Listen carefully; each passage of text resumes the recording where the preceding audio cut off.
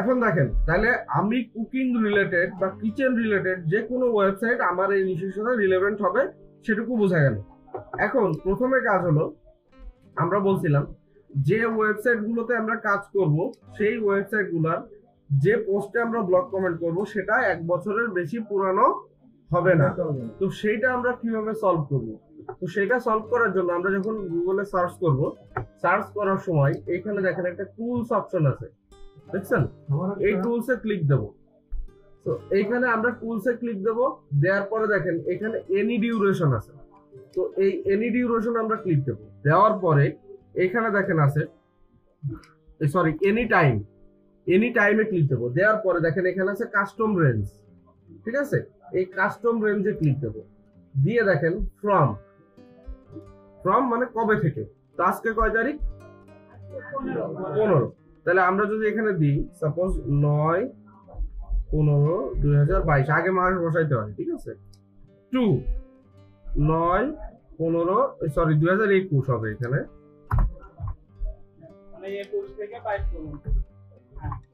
এইবার যদি আমরা গো দিই, তাহলে এখানে যত পোস্ট আসবে সবগুলোই এই টাইম পিরিয়ডের ভিতরে পাবলিশ করা।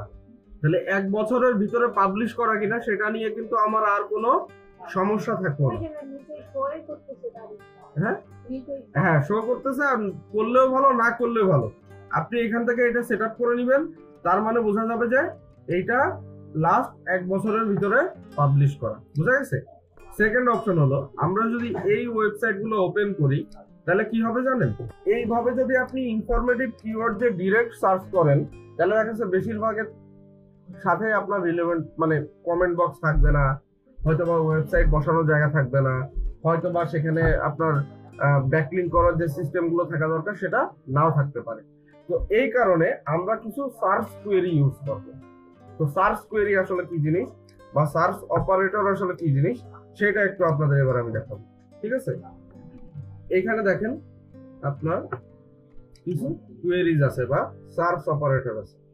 তো সার্চ অপারেটর মূলত বলা হয় একটা কিওয়ার্ডের পরবর্তী যে অংশটা থাকে, এইখানে আপনারা খেয়াল করলে দেখতে পারবেন যে ইনভার্টেড কমার ভিতরে এই যে কমেন্ট লাভ, লিভ এ রিপ্লাই, লিভ এ কমেন্ট, 10 কমেন্টস, এই 4টা হলো আপনার সার্চ কোয়েরি বা সার্চ অপারেটর। বুঝা গেছে? তো এখন এগুলো কিভাবে ইউজ করতে হয় যদি দেখাই, ধরেন এই কোয়েরিটা আপনি কপি করবেন, ওকে? কপি করে যেটা করবেন, আপনি যে কিওয়ার্ড দিয়ে সার্চ দিচ্ছেন গুগলে সেটার পাশে জাস্ট এটা পেস্ট করে দেবেন, দিয়ে সার্চ দিলে কি হবে, ওই সার্চ কোয়েরিটা অ্যাপ্লাই হয়ে যাবে, ঠিক আছে? অ্যাপ্লাই হয়ে যাওয়ার পরে আপনার সেই অনুযায়ী রেজাল্ট চলে আসবে। বুঝা গেছে? এই যে সার্চ অপারেটর গুলো এখানে আছে, তো এই সার্চ অপারেটর গুলো মূলত আমাদের যে কিওয়ার্ড দিয়ে আমরা সার্চ দিব সেই কিওয়ার্ডের শেষে বসাইতে হবে।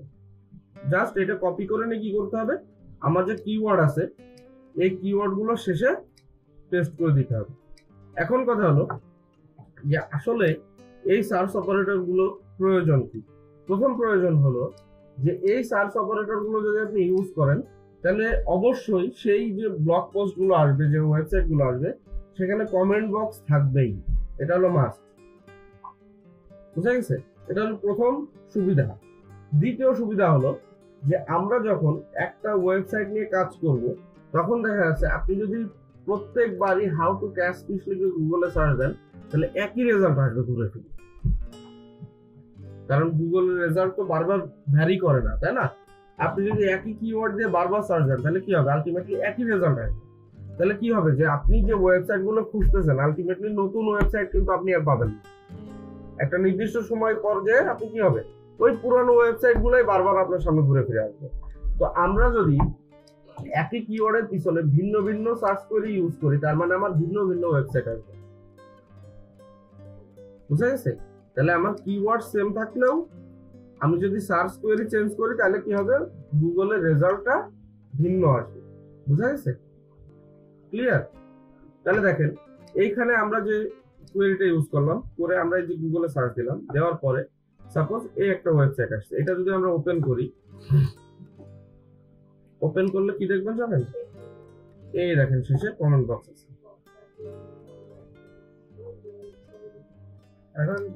Email, website, comment box. তো দেখেন এখন এইখানে একটা মজার সার্চ কোয়েরি আছে।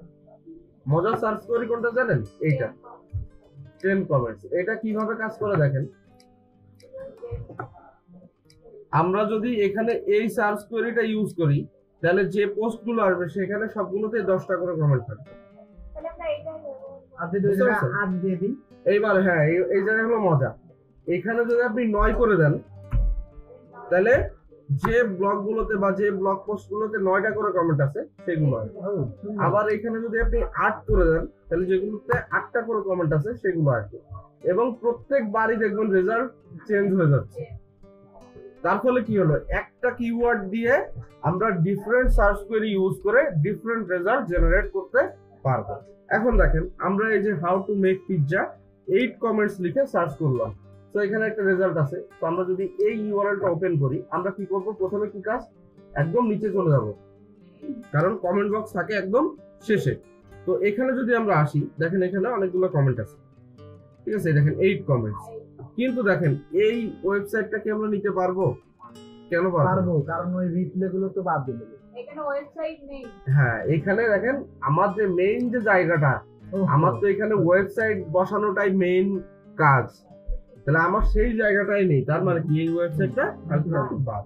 তাহলে আমরা কি করব, এটা বাদ দিয়ে দেবো, দিয়ে আমরা সেকেন্ড ওয়েবসাইটটা দেখব।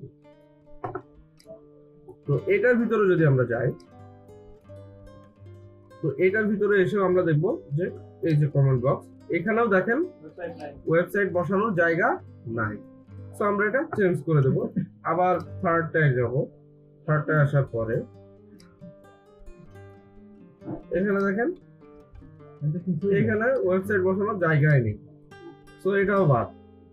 এখন যদি এরকম দেখেন যে সবগুলো ওয়েবসাইট আসতেছে কিন্তু সেখানে কমেন্ট বক্স নাই বা কমেন্ট করার জায়গা নাই, সো দেখেন এইখানে কিন্তু আমার ওয়েবসাইট বসানোর জায়গা আছে, কমেন্ট করার জায়গা আছে, এবং কমেন্টের সংখ্যা কয়টা? এখানে 8টা। তার মানে কি এই ওয়েবসাইটটা আমরা চোখ বন্ধ করে নিয়ে নেব। সো এই ইউআরএলটা আমরা কি করব, এবার কপি করে এই যে শীটের ভিতরে আমরা একটা শীট বানাই ফেলবো, যে সাপোজ ব্লগ কমেন্ট। তো এখানে আমরা এই ইউআরএলটা আপাতত এভাবে বসাই।